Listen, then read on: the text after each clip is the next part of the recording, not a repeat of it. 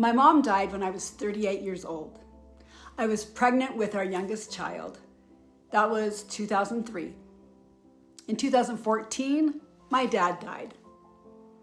At my dad's viewing, an old childhood friend walked in, someone who'd grown up literally right next door to me.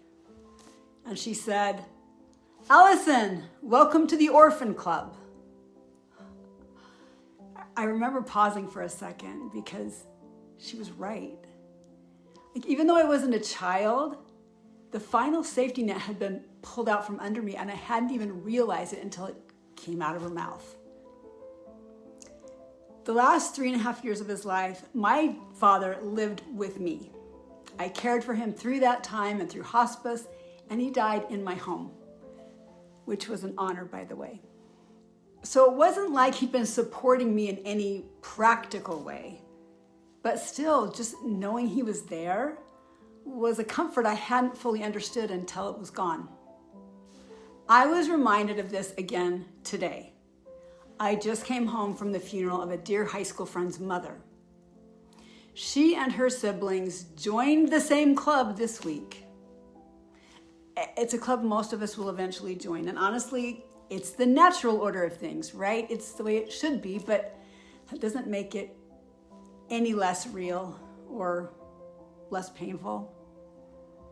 Because whether you feel ready or not, that's the day you become the safety net. What surprised me is that the shift is very quiet. There's no announcement. There's no moment where someone hands you the responsibility or a license or the crown. Usually nothing in your daily life looks dramatically different. But underneath it, everything has changed. There's no one above you anymore. Even if you weren't relying on them day to day, they were still there. And that matters more than we realize sometimes. And then there's this realization you can't hand it off anymore. There's no more, let me call my mom, or I'll ask dad what he thinks. At some point, you're the answer. Your children look to you. Your family looks to you. And whether you want it or not, whether you're ready or not, you've moved into that role. That's where it gets personal and real. Because becoming the safety net has a way of revealing your character, right? Are you steady enough? Are you thoughtful? Are you actually someone others can rely on? Not occasionally, but consistently. Because it matters more now because there isn't anybody to hand it off to.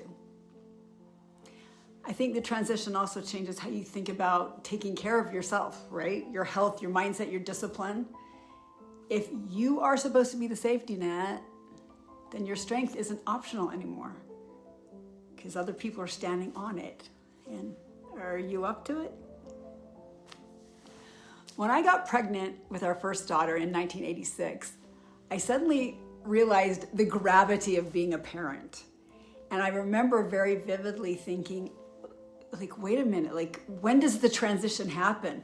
When do I become this mature, responsible adult like my parents are? When do I become spiritually grounded and understand everything and have the answers?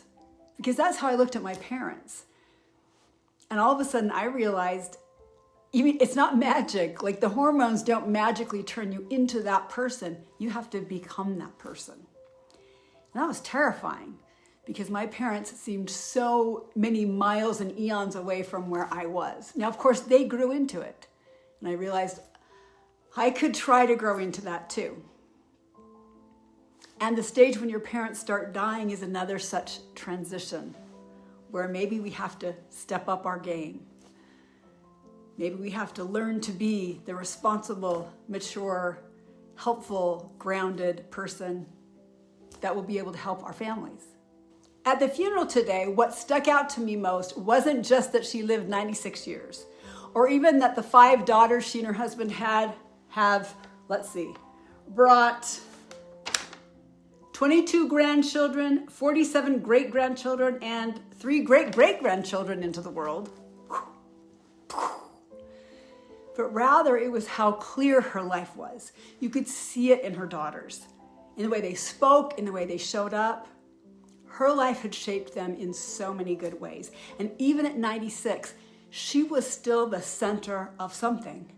She was still the foundation of something. And it made me think, one day, whether we think about it or not, we become that person. Not all at once, not with a title, but quietly over time. And the question is not if we'll be the safety net. It's what kind of safety net will we be? What are you doing as the safety net to leave a legacy worth remembering and worth emulating? Thank you so much for watching. Please subscribe and come along on the journey, and hopefully we'll make it to 96 as well.